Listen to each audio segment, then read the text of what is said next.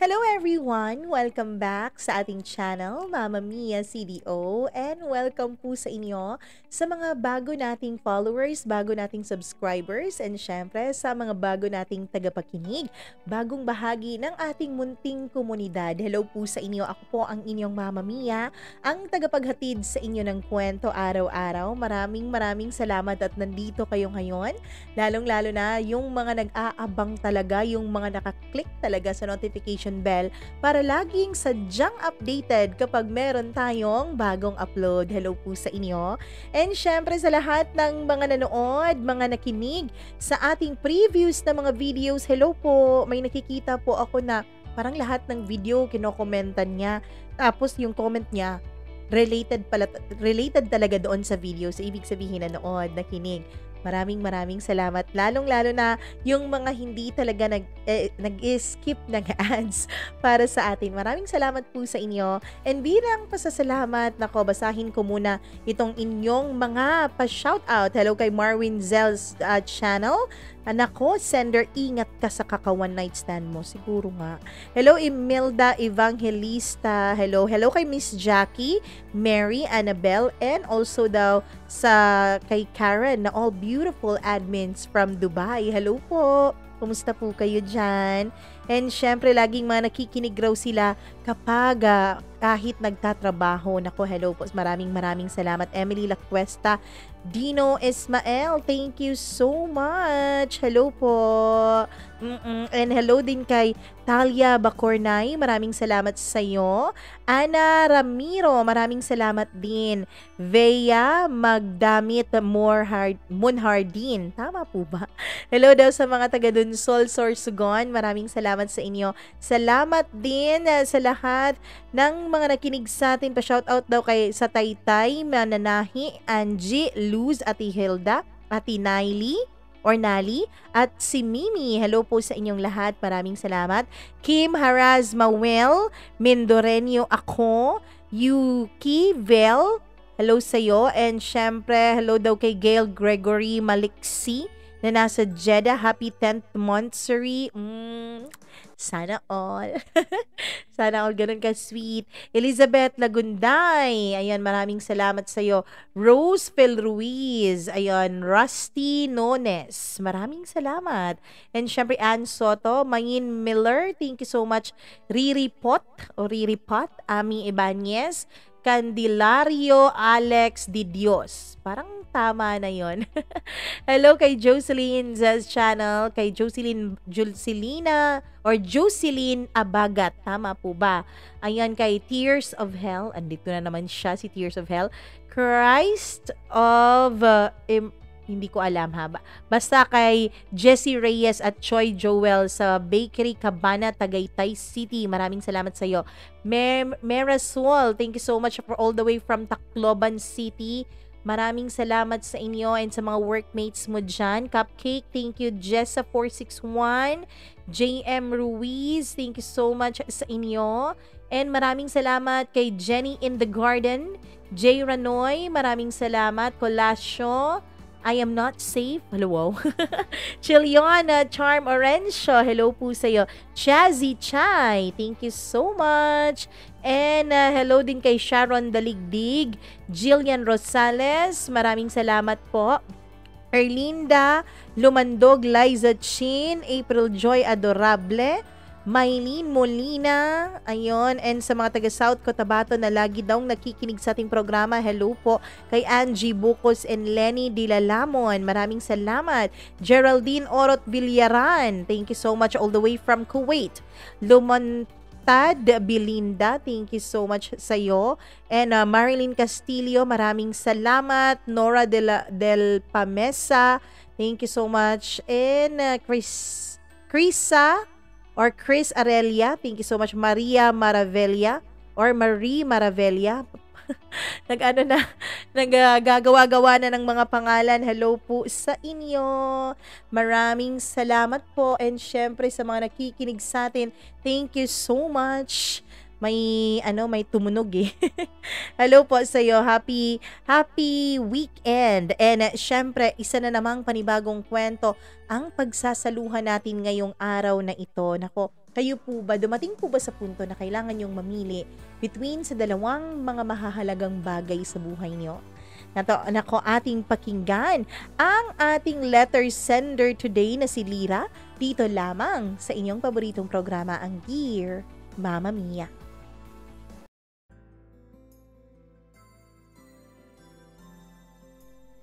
Paano ka ba pipili sa dalawang bagay na pareho namang mahalaga sa buhay mo? Paano mo ba titimbangin ang dapat na pipiliin ng puso? Dear Mama Mia, magandang araw sa inyong lahat, lalong-lalo na sa iyo at sa mga araw-araw na nakikinig sa programa mong katulad ko. Araw-araw po talaga akong nag-aabang kapag may bago na kayong uploads dahil ito po ang tanging libangan ko nang sa ganoon ay maialis ko naman kahit papaano at kahit sandali mula sa aking isipan ng mga bagay na nakakapagpagulo sa akin. Mama Mia, itago mo na lamang ako sa pangalang Lira, 29 years old. 7 years ago ay nakilala ko po sa isang bar ang ama ng baby ko. Itago na lang natin siya sa pangalang Ivan. Mama Mia, fresh graduate po ako that time. And bilang celebration po ng aming pag-graduate sa aming magbabarkada, ay nagdesisyon po kaming mag-bar hopping that time. Sa totoo lang, Mama Mia, hindi naman talaga ako nagbabar o nagna-nightlife. Ang totoo niyan, Mama Mia, ay isa po ako sa mga tinatawag nilang ulirang estudyante. Lahat po ng gusto ng mga magulang ko ay sinusunod ko. Lahat po ng pangaral nila ay itinatak ko talaga sa puso't isip ko. Ayoko kasi na matulad sa iba kong mga pinsan, Mama Mia, na maaga pong nabuntis at maagang nag-asawa, ni hindi na nakatapos ng kanilang pag-aaral. Ang gusto ko talaga ay maging proud sa akin ng mga magulang ko. Kaya naman nung graduate na ako, pakiramdam ko noon, Mama Mia, ay nagkaroon na ako ng kalayaan. Kalayaan para maging masaya naman. Kalayaan para gumawa ng mga bagay na hindi ko dapat ginagawa kahit isang beses lang sa buhay ko. Oo, Mama Mia, yun po ang unang beses na nag-bar ako at nag-nightlife. Pero in fairness, hindi ko po talaga itatanggi na nagustuhan ko naman yon. Sa totoo lang, medyo chill lang po at enjoy ang pakiramdam ko noon. Masaya pala, Mama Mia, yung makikipag-meet ka at may makikilala kang ibang mga tao. Yung lalawak ang mundo mo. Yun bang hindi na lang ang mga kaklase mo mula elementarya ang nakakasama mo sa araw-araw? Yun bang ang lagi mo na lang nakakasama ay ang mga pare-parehong tao sa buhay mo? And dito ko nga na-meet ang mga barkada ni Ivan. Na-meet ng grupo ko ang grupo nila. Mukhang happy-go-lucky ang mga barkada nila, Mama Mia. Yun ang tingin ko at unang impresyon ko sa kanila. Pero sa totoo lang, mas enjoy palang kasama ang mga taong ganun. Yung walang pressure, yung chill lang, yung hindi ka kakabahan, at hindi ka mangangapa kung ano ba ang dapat mong sabihin at dapat mong gawin. Nung first night pa lang nang magkakilala kaming dalawa ni Ivan ay aaminin ko, Mama Mia, na nag-click agad-agad ang aming mga personalidad dalawa. Mama Mia, dumating pa sa punto na kahit wala ang mga kaibigan ko, kahit wala akong ibang kasama na mapagkakatiwalaan ko, ay tinuloy-tuloy ko po ang pagna-nightlife ko kasama si Ivan. Dahil ang totoo niyan, Mama Mia, ay aliw na ako sa mga ginagawa ko. Aliw na ako kapag may mga taong para bang sa tingin ko ay nagugustuhan ang mga ginagawa ko. Mama Mia, yun ang first time na hindi ako pinagbawalan ng mga magulang ko sa kung ano at anong gusto kong gawin. Pinapayagan nila ako, Mama Mia, na e-enjoy ang pagkadalaga ko. Dahil ang sabi nila ay graduate naman raw na ako. Ang sabi nila, Mama Mia, alam ko na raw ang tama at hindi tamang gawin. Dahil nga, mature na raw ako. Mama Mia, nung graduate nga ako, pakiramdam ko ay nakalaya ako sa isang hawla. Nung gumraduate ako ng college, ay pakiramdam ko talaga nagkaroon ako ng absolute freedom. Yun bang kalayaan na walang pero? Yun bang kalayaan na bahala ka kung ano ang gusto mong gawin? Ang totoo niyan, Mama Mia, aside sa pagbabar, ay sumasama rin ako kay Ivan kapag nag-e-enjoy ako sa mga ginagawa namin. Mama Mia, enjoy na enjoy ako sa company niya. At hindi ko po talaga itatanggi na kahit nung una pa lang kaming magkakilala, ay attracted na agad ako sa kanya. Hanggang sa naging parang mag-boyfriend na kaming dalawa. Laging magkasama kahit saan pumupunta. Sa mga gimmick at kahit na kung saan-saan. Mama Mia, ang totoo niyan ay na-e-enjoy ko ng lubos-lubos ang buhay ko kasama si Ivan. Hanggang sa dumating sa punto, Mama Mia, na may nangyari na nga sa aming dalawa. Ang unang beses na may nangyari sa amin ay galing kami noon ng bar. Pareho kaming medyo nakainom na. Dapat ay magta-taxi na ako pa uwi sa amin pero ang sabi ni Ivan ay may pupuntahan pa raw kaming dalawa. Hindi ko alam kung saan yun, Mama Mia. Ewan ko ba pero parang mas na-excite ako sa isipin na hindi ko alam kung saan niya ako dadalhin. Parang mas na-excite ako na isipin na may pupuntahan kami at hindi ko alam kung saan yon. Hanggang sa makarating na nga kami, sa place niya pala ako dinala. Oh, bakit tayo nandito, Ivan? Akala ko ba mag-e-enjoy tayo? Tanong ko. Syempre mag-e-enjoy tayo dito, bakit? Hindi ka ba nag-e-enjoy kapag ako lang ang kasama mo?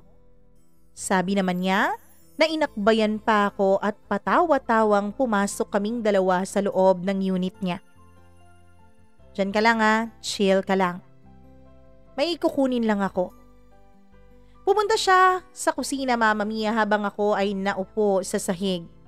Dahil yung sofa niya ay marami pong mga nakalatag na mga gamit. Oh, eto. Ano to? Iinom pa tayo? Tanong ko nung makita ko ang 2 bote ng beer na dala niya. Syempre, alangan naman anong gagawin natin dito. Ay teka may isasalang lang akong movie. Sabi niya. Pumunta siya sa kwarto niya, Mama Mia, at hindi ko alam kung ano ang kinuha niya, basta ang alam ko ay DVD yun. At nung maisalang na nga niya, ay gulat na gulat ako dahil hindi naman yun movie, Mama Mia. Kundi mga malalaswang mga bagay ang nandoon. Isang babae at isang lalaki na nasa isang kama at gumagawa ng milagro. Nung una ay napasigaw pa ako at tinakpan ko pa talaga ang mga mata ko. Tawang-tawa si Ivan sa akin. Ano ka ba? Akala ko ba hindi ka na inosente? Akala ko ba sabi mo may alam ka sa mga ganitong bagay? Tanong niya habang nakatawa at tinutungga ang beer na hawak niya. Oo, may alam ako pero hindi ko naman nakikita ng ganito, no? Nababasa ko lang. Sabi ko. Naku, wag mong takpan ng mata mo, dapat matutunan mo to. Sabi niya, sabay lapag ng kanyang beer at pilit na inaalis ang mga kamay ko sa pagkakatakip ng mga mata ko. Hanggang sa iminulat na nga niya ang mga mata ko, Mama Mia. Tawang-tawa siya at ako naman ay hindi ko alam kung ano ang nararamdaman ko sa mga oras na yon. Lalo pa nung medyo nilakasan niya ang volume ng aming pinapanood. Uy Ivan, baka may makarinig sa atin kung ano pang isipin eh. Sabi ko. Wag ka nga, walang makakarinig sa atin. Soundproof tong kwarto ko, no? Soundproof tong unit ko. Sabi niya. Mama Mia, dun nga ay in-enjoy ko na lang ang pinanood naming dalawa. Hanggang sa unti-unti ay nararamdaman ko na napapalapit na sa akin si Ivan. Nung lingunin ko siya para sana sawayin ay bigla na lang niya akong hinalikan, Mama Mia. Halik na nakakapaso. Halik na nakakatunaw. Naghalikan nga kaming dalawa ni Ivan. Hindi ko na lubos maisip, Mama Mia, pero kahit na nilalabanan naman ng utak ko ang mga nangyayari, ay hindi ko alam kung bakit nagpapaubaya ang katawan ko. Lalong-lalo na ang puso ko.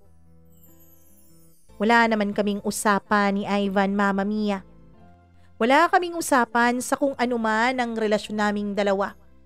Basta ang alam namin ay na-enjoy namin ang aming sarili sa isa't isa. Mama Mia, nung mga panahon na yun, aaminin ko na naghahalong kaba, saya at thrill ang naramdaman ko. Hanggang sa tuluyan na nga akong naangkin ni Ivan. Nung mga panahon na yun ay hindi ko na nakikita na mali pala ang mga ginagawa naming dalawa. Hindi ko nakikita, Mama Mia, na may mali pala sa akin at may mali rin kay Ivan. Ang naiisip ko lang noon, Mama Mia, ay ang enjoyment na nararamdaman namin sa isa't isa. Ang naiisip ko lang noon ay nag-e-enjoy ako at wala naman akong tinatapakang ibang tao. Ine-enjoy ko lang for the first time na nagagawa ko lahat ng gusto ko. Mama Mia, mula nga nung unang beses na may nangyari sa amin ni Ivan ay tuloy-tuloy na po ito. Ine-enjoy ko ang freedom ko. Kahit ang totoo, Mama Mia, tulad ng sinabi ko kanina ay wala naman kaming usapan ni Ivan sa kung ano ba talaga kaming dalawa. Wala kaming usapan kung mahal ba niya ako, kung mahal ko ba siya, o kung may relasyon ba kaming dalawa. Ang nasa akin lang noon, Mama Mia, ay masaya ako at nag-e-enjoy ako sa piling ng lalaking nagugustuhan ko at pinag-aalayan ko ng pagkababae ko halos gabi-gabi. Mama Mia, every after work ay nagkikita kaming dalawa ni Ivan para gumimik. Until dumating ang araw na hindi ko alam na mangyayari pala sa akin. Dahil kapag may nangyayari sa amin ni Ivan, Mama Mia, at hindi siya gumagamit ng proteksyon, ang lagi niyang sinasabi ay safe naman daw ako talaga sa kanya. Ang sabi niya, Mama Mia, ay alam na alam daw niya ang ginagawa niya. Nakokontrol daw niya ang sarili niya. Ang sabi pa niya ay matagal na niyang ginagawa ito at ni minsan ay wala pa naman siyang nadisgrasyang babae. Nagtiwala ako sa kanya, Mama Mia. Sabihin na lang natin na naive o di kaya'y wala talaga akong alam nung mga panahon na yon. Pero hindi naman totoo ang mga sinabi ni Ivan. Mama Mia, dahil isang araw ay nagising na lang ako na masamang-masama ang pakiramdam ko. Akala ko ay dahil lang yun sa hangover na nararamdaman ko dahil naparami ang inom ko nung magkasama kaming dalawa ni Ivan. Akala ko ay yun lang ang dahilan. Pero tumagal ang masama akong nararamdaman ng ilang mga araw kahit na ilang araw na rin akong hindi umiinom. Hanggang sa tinanong na nga ako ng isa kong katrabaho kung buntis raw ba ako. Iba raw kasi talaga ang mukha ko, Mama Mia, laging namumutla at napapansin rin niya na kapag nasa trabaho kami lalo na tuwing umaga ay nasusuka ako lagi. Nung tinanong niya na buntis ako, dun na ako pinasukan ng labis-labis na takot sa puso ko. Hindi ko alam kung ano ang mararamdaman ko nung mga panahon na yun, Mama Mia. Hindi ko alam kung paano magre-react sa tinanong na yun ng aking katrabaho. Hanggang sa nakapagdesisyon ako na magpa-test. Bumili ako ng pregnancy test kit sa pinakamalapit na butika sa office. Mama mia, sa loob ng opisina ay hindi talaga ako mapakali. Ang totoo niya ay mali-mali na nga ang trabaho ko nung araw na yun kaya napapagalitan na ako ng boss namin. Pero mama mia, hindi ko naman masabi sa kanya ang tunay kong nararamdaman at ang tunay kong dahilan. Kaya naman hindi na lang ako umiimik nung pinapagalitan niya ako na may mga mali sa trabaho ko. At nung break time na nga ay pumunta agad ako sa banyo. Binitbit ko ang 5 pregnancy test kit na iba't iba ang brand para makasigurado ako.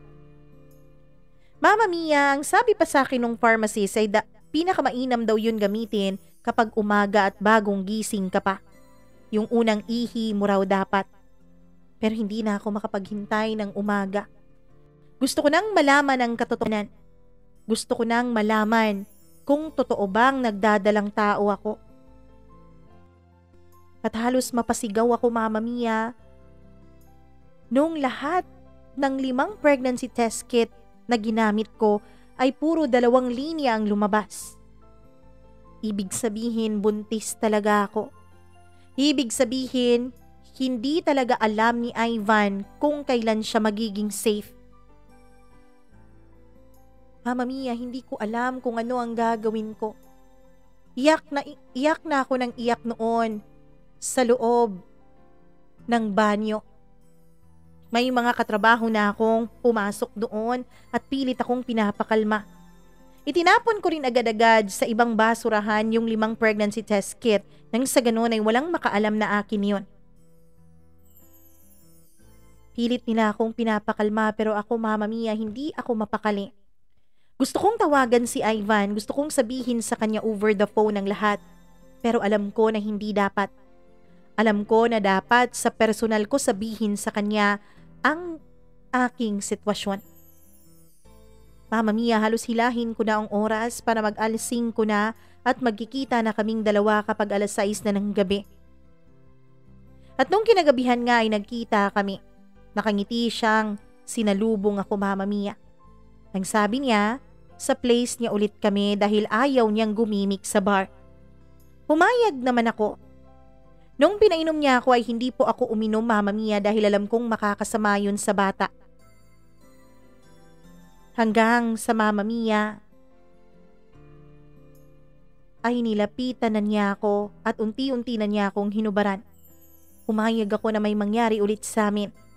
Dahil ang gusto ko ay good mood muna siya bago ko aminin sa kanyang totoo.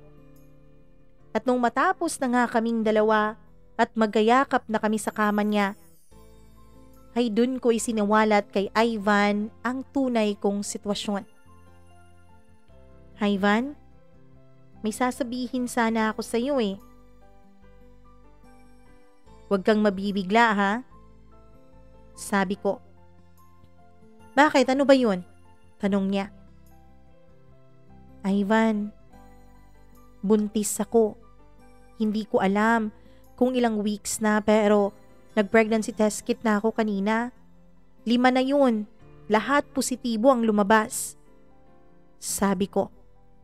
Hindi ko mabasa ang reaksyon ni Ivan mama mia dahil nasa ibabaw ko siya noon at hindi ko nakikita ang mukha niya. Hanggang sa tumahimik siya, kaya naman tiningnan ko na ang mukha niya. Matulog na tayo, bukas na natin pag-usapan yan. Sabi niya sa akin. Natulog nga kaming dalawa. Naisip ko mama mia, baka pagod siya sa trabaho at pagod siya sa ginawa naming dalawa. Kaya ang gusto niya na lang ay matulog muna. Pero nagising ako kinabukasan mama mia nang wala si Ivan sa tabi ko. Akala ko ay nagluluto lang siya ng breakfast pero wala siya. Hinantay ko siya dahil akala ko ay bumili lang siya ng take-out sa labas pero hindi siya dumating kahit mag-aalas 10 na yun ng umaga. Doon na ako kinabahan. Hanggang sa maisipan kong tignan ang cabinet niya sa kanyang kwarto. Mama mia, nanlumo ako dahil wala na doon ang mga gamit ni Ivan. Hindi ko lubos maisip kung paano niya naipuslit yun. nang hindi ako nagigising. Meron kaya siyang nilagay sa akin? Di ko alam. Tinatawagan ko siya, Mama Mia, pero out of coverage area na ang kanyang cellphone. Nawala na lang siyang bigla. Hindi na makontak ang cellphone niya. Pati na rin yung dating mga kasamahan niya sa bar, Mama Mia, ay hindi alam kung nasaan si Ivan. Ilang gabi ko po siyang tinatawagan. Ilang gabi po akong nagdarasal sa Diyos na sana ay nabigla lang si Ivan pagkatapos ay magpapakita siya ulit sa akin. Pero hindi naman yun nangyari, Mama Mia. Walang Ivan na dumating. Walang Ivan na nag-text. Walang Ivan na nagpakita sa akin. Hindi ko na alam kung paano haharapin ang sitwasyon ko ng mag-isa. Pero isa lang ang alam ko noon, Mama Mia. Hindi ko pwedeng itago ang bagay na yun habang buhay. Hindi rin naman ako kriminal para tanggalin sa sinapupunan ko ang anak ko. Kaya wala na akong ibang choice, Mama Mia, kundi ang umamin sa mga magulang ko tungkol sa totoo kong sitwasyon. Galit na galit ang mga magulang ko, Mama Mia. Sobrang disappointed nila sa mga naggawa ko. Disappointed sila sa mga desisyon ko at lalong disappointed sila sa naging resulta ng mga desisyon ko, Mama Mia. Ang akala raw nila ay nag-mature na ako dahil nakatapos na ako ng pag-aaral ko. Ang akala raw nila ay hindi na ako tutulad sa mga pinsan ko dahil alam ko na dapat ang ginagawa ko. Hindi ko alam, Mama Mia, kung paano talaga haharapin ang disappointment na yun ng mga magulang ko. Masakit para sa akin dahil buong buhay ko, ang gusto ko lang naman ay maging proud sila. Akala ko tapos na ang mission na yun nung natapos ko ang pag-aaral ko at nakahanap ng magandang trabaho. Pero hindi pa rin pala. Dapat araw-araw mo pa rin palang pinapatunayan sa mundo at sa mga magulang mo ang worth mo. Mama Mia, ang rason daw nila kaya hinahayaan na nila akong gawin ang mga gusto kong gawin ay dahil akala nila ay nakatatak na sa puso't isip ko ang mga pangaral nila sa akin. Ang akala nila ay nakatatak na raw sa puso't isip ko ang mga tama at hindi tamang gawin. Mama Mia, dahil nga sa nangyari, ay nagkaroon pa ako ng matinding pagkakasala sa mga magulang ko. Sa sobrang galit ng papa ko ay na mild stroke po siya. Doon pa lang namin na-discover na may sakit pala ang papa. Grabe, Mama Mia. Grabe ang sama ng loob ko noon at ang galit ko sa sarili ko. Ang dami-daming panahon, Mama Mia, na ginawa kong proud sa akin ng mga magulang ko. Ang dami-daming panahon na inisip ko noon na hindi ako tutulad sa iba kong mga pinsan. Pero eto ako ngayon. Mas grabe pa ang nangyari kay Papa dahil sa akin. Doon namin na-discover na may sakit pala sa puso bukod sa high blood ang papa ko. Mama Mia, buti na lang talaga at hindi natuluyan ang papa ko sa sakit niya. Buti na lang talaga, Mama Mia. At hindi rin ako sinisi ng mama ko sa nangyari. Hanggang sa pinanganak ko na nga ang healthy baby boy. At dahil nga wala namang anak na lalaki, ang mga magulang ko ay natanggap rin nila ang anak ko, Mama Mia. Natanggap rin nila na nagkaroon ako ng anak sa labas at natutunan din nilang wag nang pansinin ang mga sinasabi ng ibang tao. Natutunan din nila, Mama Mia, na ipagpasawalang bahala na lang ang mga iniisip ng iba. Tinanggap akong muli ng mga magulang ko. Tinanggap rin nila ang anak ko, Mama Mia. Masayang masaya ako noon. Dahil eto na ako, tanggap ng mga magulang ko. Kahit na nagkamali ako ay tinanggap pa rin nila ako.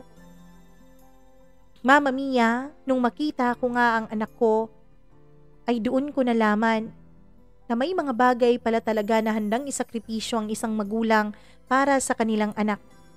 Doon ko mas na-appreciate ang mga magulang ko.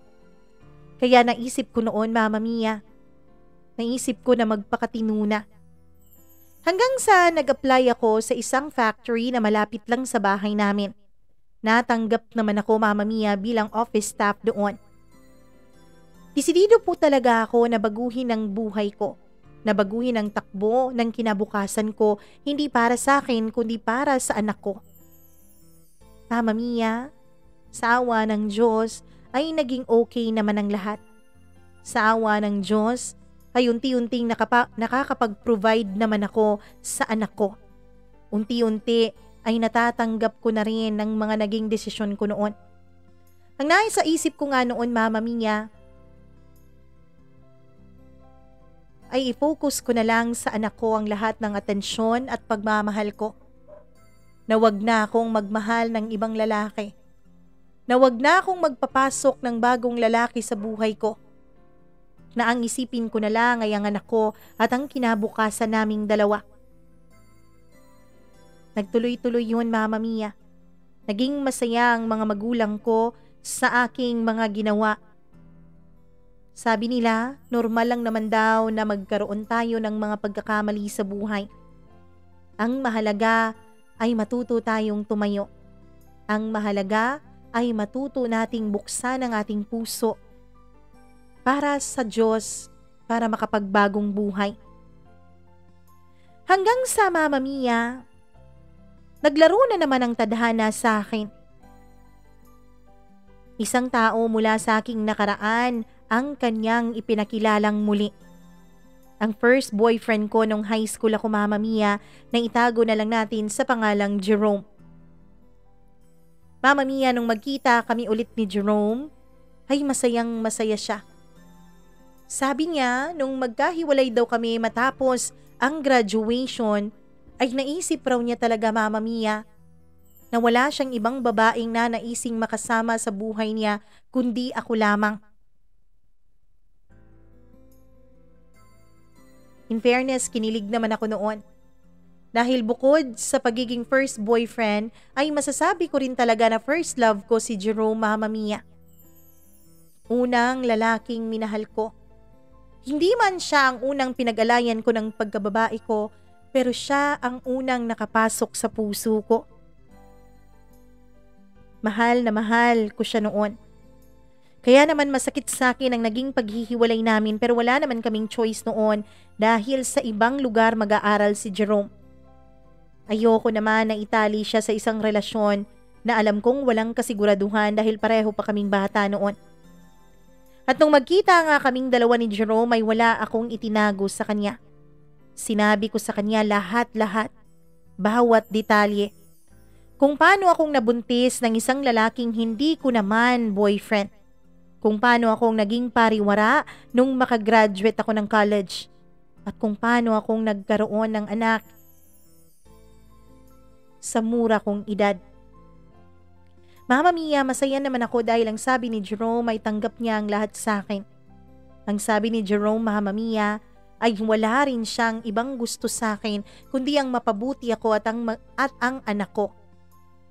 Tanggap niya raw ako, hindi lang ako kundi maging ang bata. Mama Mia, ang totoo niyan ay pinakita sa akin ni Jerome na malinis ang intensyon niya. In fact, sa bahay nga po siya talaga pumupunta para manligaw. Kinausapan niya muna ang mga magulang ko. Nag-promise siya sa mga ito na hinding-hindi niya ako sasaktan. Naaalagaan niya ako. Dahil ako lang naman daw ang tanging babaeng minahal niya mula noon. Ang sabi niya, Mama Mia, nagkaroon din naman daw siya ng ibang mga girlfriends pagkatapos ko. Pero ako lang daw talaga ang minahal niya ng husto. Sa akin lang daw niya talaga naramdaman ang tunay na pagmamahal. Nung una ay nag-alinlangan ang mga magulang ko sa kanya. Ang sabi nila ay madali lang naman daw magbitaw ng mga salita. Pero Mama Mia, pinakita po ni Jerome hindi lang sa akin kundi sa mga magulang ko na malinis ang kanyang intensyon at desidido siyang patunayan sa kanila at sa akin ang kanyang pagmamahal. At hindi po talaga siya nagsawa, Mama Mia. Kahit na hindi ko naman talaga siya sinasagot dahil this time ay pinapahalagahan ko na ang opinyon ng mga magulang ko. Kahit sinasabi ko sa kanya, ang opinyon ng mga magulang ko sa kanya ay wala po siyang pinakitang masama. Bagkus ay ginawa niya ang lahat, Mama Mia, para mapatunayan sa akin, lalo na sa mga magulang ko, ang kanyang intensyon. Hindi siya nagsawang ipakita sa akin na mahal niya ako at mahal niya rin ang anak ko. Palagi siyang nasa bahay lang. Mama Mia, kung nakikita niya ako, ay kitang-kita ko po sa mga mata niya ang pagmamahal. Hindi lang sa akin kundi pati sa anak ko. Kitang-kita ko po na concern siya sa bata. At dahil sa mga qualities niya na yun, Mama Mia, ay nagdesisyon ako na siguro panahon na nga. Panahon na para bigyan ko naman ng tsansa ang sarili kong muling lumigaya. Panahon na para magkatsansa naman na makakita ako ng isang tao. Isang taong hindi katulad ni Ivan. Isang taong kahit hindi naman niya ako responsibilidad at ang anak ko ay ginawa pa rin niya kaming responsibilidad. Minahal pa rin niya kami. Mama Mia, naisip ko nga noon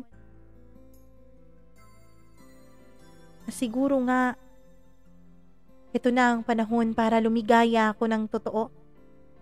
Kung noon kay Ivan na wala kaming relasyon, hindi niya sinabing kailanman na mahal niya ako ay naging masaya ako. Alam kong mas magiging masaya ako sa piling ni Jerome. Kaya binigyan ko siya ng chance sa Mama Mia. Siguro nga si Jerome na ang bigay ng may kapal sa akin. Siguro nga si Jerome na ang lalaking para sa akin. Dahil ang totoo niyan,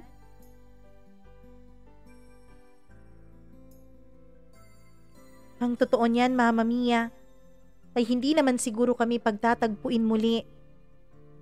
Kung wala lang, hindi ba? Naging focus naman ako sa anak ko at hindi naghanap ng panibagong lalaki. Pero bigla siyang dumating. Bigla niya akong minahal.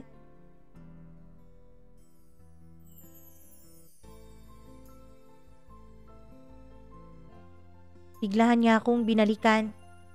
Kaya naisip ko na mahal nga siguro talaga ako ng lalaking to. Kaya sinagot ko si Jerome, Mama Mia, hoping at praying na sana siya na talaga ang itinadhana ng Diyos sa akin. Na siya na talaga ang minamahal ko. Na siya na talaga ang makakasama ko sa pagbuo ng pamilya ko. Mama Mia, masayang masaya si Jerome nung sinagot ko siya. Pinakita niya sa akin na mahal niya ako.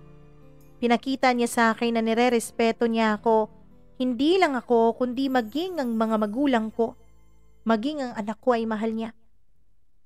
Kaya naman naging maligaya talaga ako sa piling niya. Lubos-lubos ang pasasalamat ko noon sa may kapal. Dahil ibinalik niya sa akin ang first love ko. Ang lalaking unang nagmahal sa akin. Ang lalaking sigurado ako na siyang huli ring magmamahal sa akin. Mama Mia, naging okay at smooth sailing naman sa amin ng lahat. Dahil pati ang pamilya ni Jerome ay tanggap ako. Pati sila Mama Mia ay hindi naging judgmental sa pagiging single mother ko.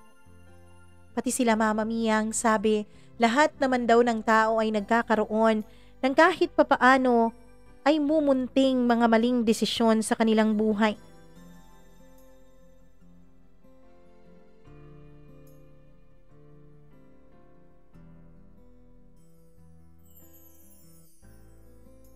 Mga maling desisyon na pinagsisisihan na. Mga maling desisyon na pwedeng maging leksyon din at yun daw ang nangyari sa akin. Masaya ako, Mama Mia. Masaya ako.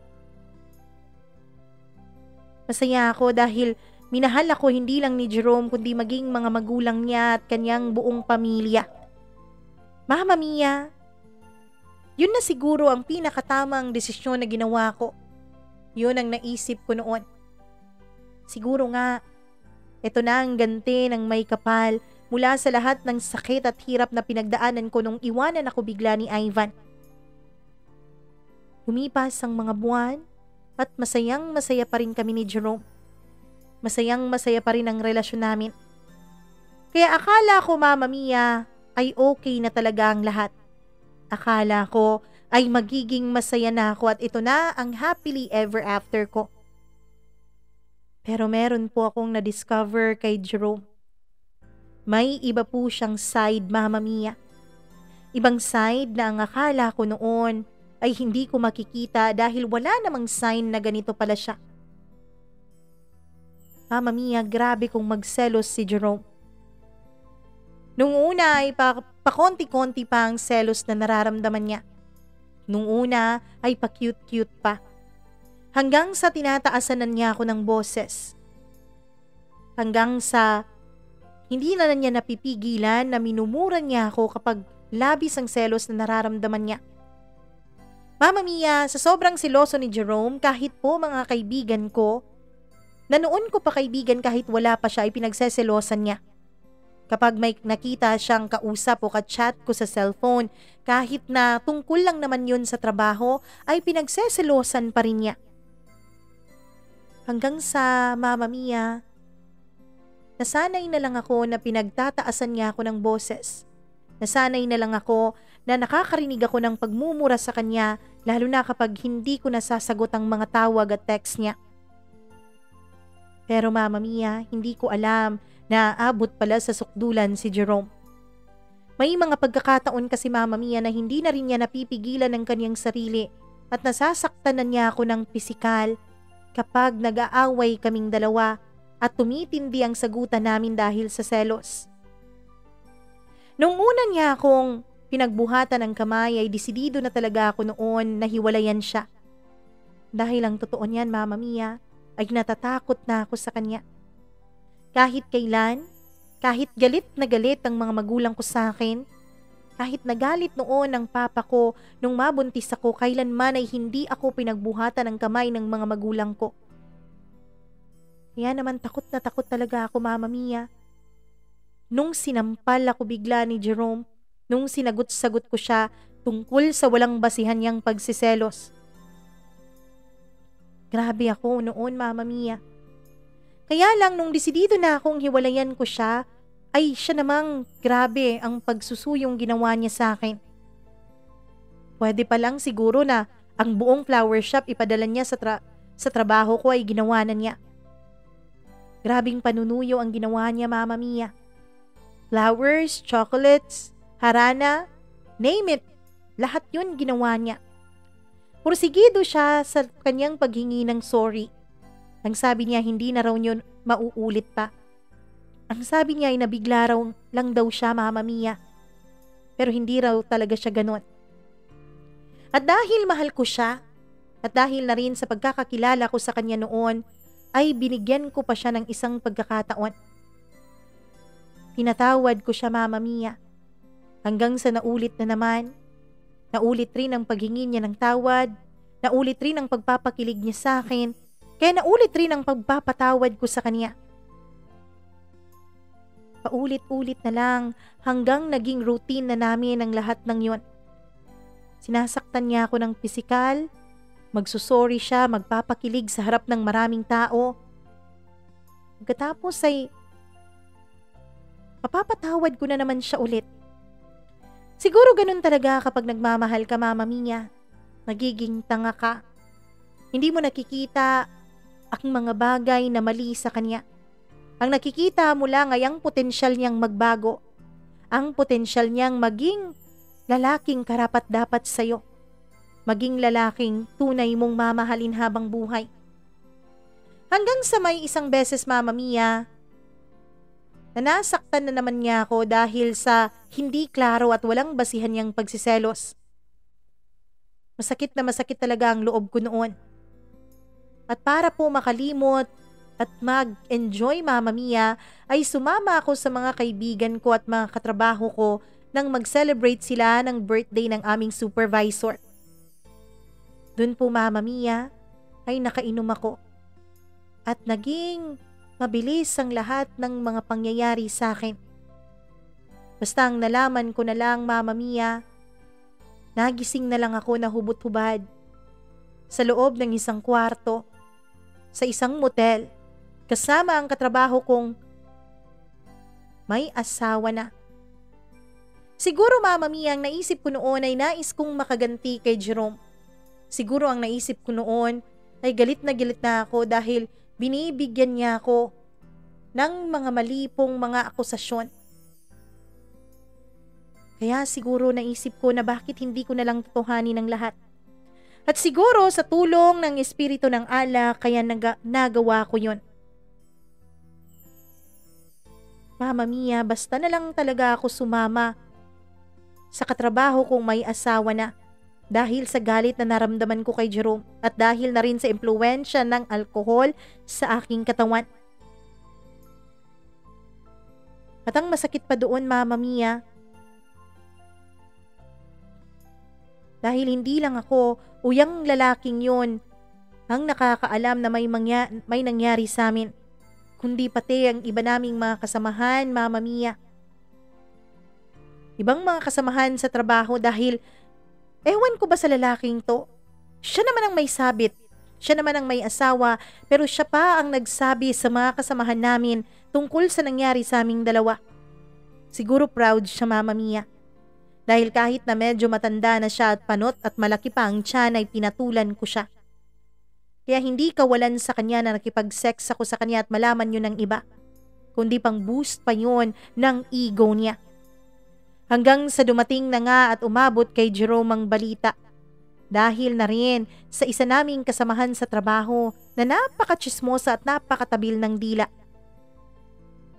Ang akala ko nga noon Mama Mia ay tuluyan na akong hihiwalayan ni Jerome. Pero nagtaka ako dahil hindi niya yun ginawa. Katakataka Mama Mia dahil tahimik lang talaga siya. Hindi niya ako minura. Ni hindi niya ako sinaktan ng pisikal. Isang bagay na kinakatakot ko dahil dun naman talaga siya magaling. Nang manakit sa akin ng pisikalan. Mama Mia, tahimik na tahimik lang po talaga si Jerome. Hindi niya ako kinumpronta pero alam kong may alam na siya dahil yun ang sinabi ng mga kasamahan ko.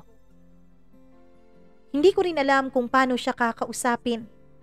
Hindi ko rin alam, Mama Mia, pero binabagabag na ako ng sobrang konsensyang nararamdaman ko. Sakit na ang puso ko noon. Hindi ko na alam kung paano pa sasabihin kay Jerome o paano ko pa siya kakausapin. Mama Mia, dumaan pa ang mga araw pero tahimik lang talaga si Jerome. Oo, nagkikita pa rin naman kami dahil pumupunta pa rin naman siya sa bahay. Mama Mia, pinapakita pa rin naman niya sa mga magulang ko na sweet pa rin kami sa isa't isa. Kapag sa harap nila ay hinahalik-halikan at hinahawak-hawakan pa rin niya ako. Mabait pa rin siya sa anak ko. Mabait pa rin siya sa mga magulang ko. In fact, Mama Mia, may paminsan-minsan na nagdadala din siya ng mga ulam at nagluluto pa siya sa bahay namin. Na para bang normal lang kaming dalawa na magkasintahan na nagmamahalan. Hindi ko alam kung paano ko haharapin ang bagay na yon. Hindi ko alam, Mama Mia. Pinapatay po ako ng konsensya ko. Hindi po siya talaga nagsasabi tungkol sa kasalanan ko. Hindi niya ako kinokompronta. Mama Mia, mula nga noong malaman niya na may nangyari sa aming dalawa ng isa kong katrabaho, ay hindi na niya ako sinasaktan ng pisikal. Hindi na rin niya ako pinagtataasan ng boses. Hindi na rin niya ako minumura. Parang bumalik sa dati si Jerome. Yung dating Jerome na sweet. Yung dating Jerome na mapagmahal. Yung dating Jerome na alam kong mahal na mahal ako. Mama Mia, araw-araw po akong pinapatay at binabagabag ng konsensya ko. Hanggang sa hindi na rin ako nakatiis. Ako na ang kumumpronta sa kanya, Mama Mia. Pero Mama Mia, mas masakit palang malalaman ko mula sa kanya. Mas masakit pala dahil hindi lang naman pala ako ang nagkasala sa kanya. Hindi lang naman pala ako ang nagkasala sa relasyon naming dalawa. Pati pala talaga si Jerome, Mama Mia, ay may malaking pagkakasala sa akin. Pati pala siya, Mama Mia, ay may nagawang pagkakamali sa aming relasyon. Jerome, ano ba? Alam kong may alam ka. Alam kong alam mo na ang naging kasalanan ko sa'yo. Please, Lira, wag na nating pag-usapan yan, okay? Napatawad na kita. Okay na yun, ayos na yun. Jerome, hindi ayos eh. Binabagabag ako ng konsensya ko. Minamahal mo ako ng tama, pero heto ako, nagkamali. Nagkasala sa relasyon natin. Jerome, please, sumbatan mo ko. Please, saktan mo ko. Matatanggap ko yun. Bugbugin mo ako kung gusto mo, matatanggap ko yun. Lira. Mama Mia, ilang minuto pa siyang tumigil pagkatapos niyang tawagin ang pangalan ko. Tinitigan ko siyang maigi pero yumuko siya. Doon ay tumaas na ang boses ko. Jerome, ano ba? Magalit ka naman oh. Paulit-ulit kong sabi. Lira, hindi ako pwedeng magalit sa'yo. Hindi ako pwedeng magmalinis dahil maging ako ay may malaking pagkakasala sa'yo. Lira, alam mo ba kung bakit nung mga nagdaang mga buwan at linggo ay naging siloso ako? Na umabot pa talaga sa punto na nasasaktan kita? Dahil Lira, minamanifest ko sa'yo yung naging kasalanan ko eh. Oo, hindi lang ikaw ang nagkasala sa ating dalawa. Maging ako ay may malaking pagkakasala sa ating relasyon. Maging ako ay hindi naging tapat sa'yo. Mama Mia, doon ko nalaman na malaki pala ang kasalanan talaga sa akin ni Jerome. Hindi lang pala ako ang nakipag-sex sa kasamahan ko sa trabaho, kundi maging siya rin. At ang mas malala pa sa kanya, Mama Mia, ay hindi lang isang beses nangyari yon, kundi maraming beses hanggang sa nabuntis na nga niya ang kasamahan niya sa trabaho. Hindi ko alam noon kung paano ako magre-react, Mama Mia. May karapatan ba ako? May karapatan ba akong magalit at magwala? May karapatan ba akong sumbatan si Jerome? May karapatan ba akong puntahan ang kasamahan niya sa trabaho? Awayin? Saktan? Alam naman ng mga katrabaho niya na nag-e-exist ako sa buhay ni Jerome dahil sinasama niya ako, Mama Mia, sa tuwing may mga company gatherings at outing sila. Kaya hindi magiging hadlang sa akin napuntahan ang babaeng yun at awayin dahil alam niya na nag-e-exist ako sa buhay ng lalaking kinakalantari niya. Pero Mama Mia, hindi ko alam kung may karapatan ba akong magwala, kung may karapatan ba akong magalit dahil ako rin naman ay nakipagsiping din sa kasamahan ko sa trabaho. Kaya pala selos na selos siya sa tuwing may mga lalaki akong nakakausap. Dahil siya pala ang may ginagawang mali.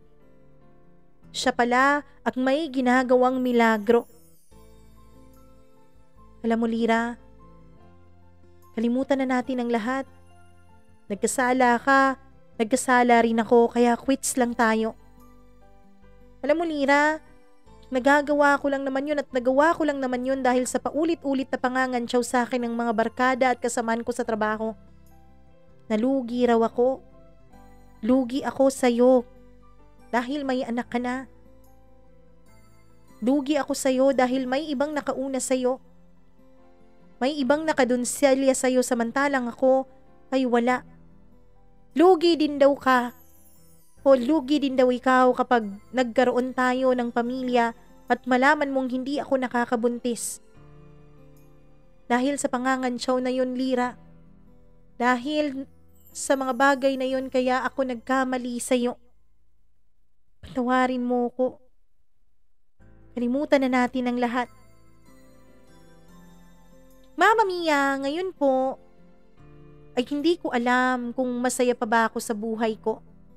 Hindi ko alam kung masaya pa ba ako sa relasyon naming dalawa ni Jerome. 3 buwan na po matapos ang naging pag-uusap namin noon. 3 buwan na, Mama Mia, matapos niyang inamin sa akin ang lahat na may nabuntis siya. 3 buwan na rin na lagi po akong tinitext nung babae.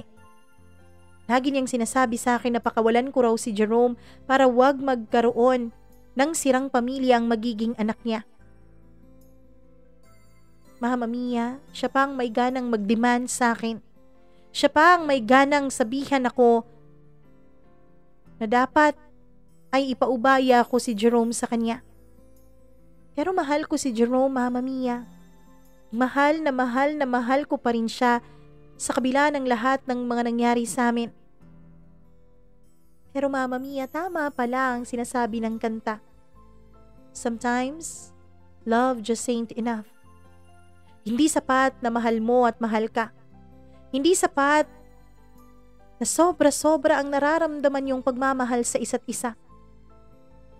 Dahil kahit mahal ko pa si Jerome, araw-araw po, walang palya, nasasaktan ako sa sitwasyon namin. Gabi-gabi, Mama Mia, walang palya na umiiyak ako ng lihim. Mama Mia, hindi ko alam kung ano na ang punto ng buhay ko ngayon. Oo, nagtatrabaho pa rin naman ako sa opisina. Pero ang pagtatrabaho ko na to, Mama Mia, pakiramdam ko ay wala na po talaga akong mukhang na ihaharap sa ibang tao. Para akong naglalakad ng walang ulo. Dahil alam ko, Mama Mia, alam ko na lahat sila ako lang ang pinag-uusapan at ako lang ang ginagawang pulutan sa tuwing nag-outing sila o sa tuwing lumalabas sila kapag Friday at weekend.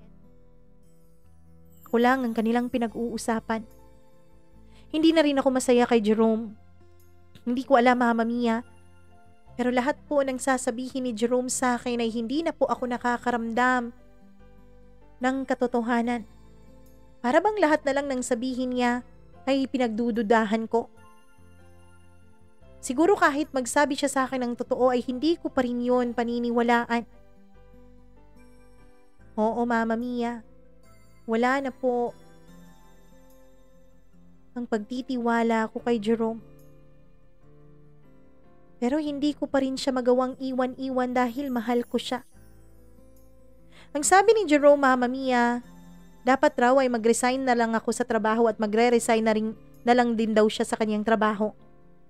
Hahanap na lang daw kami ng ibang pagtatrabahuan para makapagsimula kami ng mas maayos. Mama Mia, hindi ko po alam kung tama ba ang gagawin kong yun. Tama ba na iwan ko ang trabaho ko na mahalaga sa akin? Ang trabaho kong may malaking pasweldo at nakakapag-provide sa amin ng anak ko? At tama bang sumugal ako ulit at maghanap ng ibang trabaho para magkaroon ako ng peace of mind? At totoo ba talagang magkakaroon ako ng peace of mind kapag hindi na ako nagtatrabaho sa pinagtatrabahuan ko at kapag lumipat na rin si Jerome sa ibang kumpanya? Totoo ba talaga yun, Mama Mia? Na kapag ginawa namin lahat ng yun ay magkakaroon kami ng peace of mind dalawa? Ang mga magulang namin ay wala pa rin pong alam sa mga nangyayari. Pero tinatakot po kami nung babaeng nabuntis ni Jerome na sasabihin niya sa mga magulang ni Jerome ang katotohanan. At eventually sa mga magulang ko. Alam ko, Mama Mia, na kapag nalaman ng mga magulang ko ang totoong nangyari, ay sila mismo ang tatapos sa relasyon naming dalawa ni Jerome. Mama Mia, ano po ba ang nararapat kong gawin? Please, tulungan niyo po ako. Lubos na gumagalang, Lira.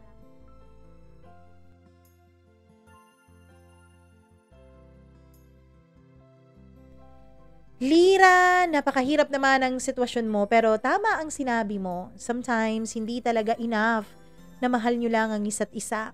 Dapat meron kayong respeto, meron kayong pagtitiwala. Dahil kapag nakapagrelasyon tayo, kapag pumasok tayo sa isang commitment, wala naman tayong choice kundi ang magtiwala.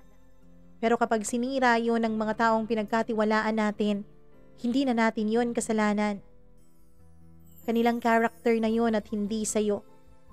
Pero Lira, kung sadyang hindi ka na talaga masaya kay Jerome, mas mabuti siguro na bigyan nyo muna ng espasyo ang bawat isa. Sometimes, ang espasyo ay nakakatulong. Oo, may mga magkarelasyon na nagbigay ng espasyo pero hindi nagkabalikan, tuluyang nagkahiwalay. Pero meron din naman yung mga nagbigay ng espasyo pero pagkatapos ng ilang buwan, pagkatapos ng ilang taon, ay muling nagkabalikan at mas naging stronger pa ang kanilang relasyon. Ako naniniwala na kapag hindi kayo itinadhana, kahit hindi nyo man bigyan ng espasyo ngayon ng isa't isa, gagawa at gagawa pa rin ng tadhana ng paraan para kayong dalawa ay magkahiwalay. Kung patuloy nyo nang ding nasasaktan ng isa't isa at kung patuloy ka lang ding nagdududa, mas mabuti pa siguro Lira na bigyan nyo muna ng space ni Jerome ang isa't isa. Malay nyo, ma-realize nyong mahal nyo pala ang isa't isa at hindi nyo kayang mabuhay nang wala ang bawat isa. Pero bago mangyari ang lahat ng yon, aminin nyo muna sa mga magulang nyo, lalong-lalo na sa mga magulang ni Jerome, ang tungkol sa pagkakaroon niya ng ibang babaeng nabuntis. Hindi naman po pwede, Lira, na sabihin mo dun sa babae na tigilan niya si Jerome dahil may anak sila. Katulad na meron kang anak kay Ivan. Alam kong naiintindihan mo siya dahil may anak ka rin. Sana, pag-isipan yung mabuti ni Jerome at pag-usapan nyo ng mabuti. Yun bang masinsinang pag-uusap? Kayo lang din ang makakasolve ng inyong problema. Nawa ay mapag-usapan nyo yan. Nawa ay maging maayos kayo. At higit sa lahat, nawa ay magkaroon ka na ng peace of mind at tunay na kaligayahan, Lira.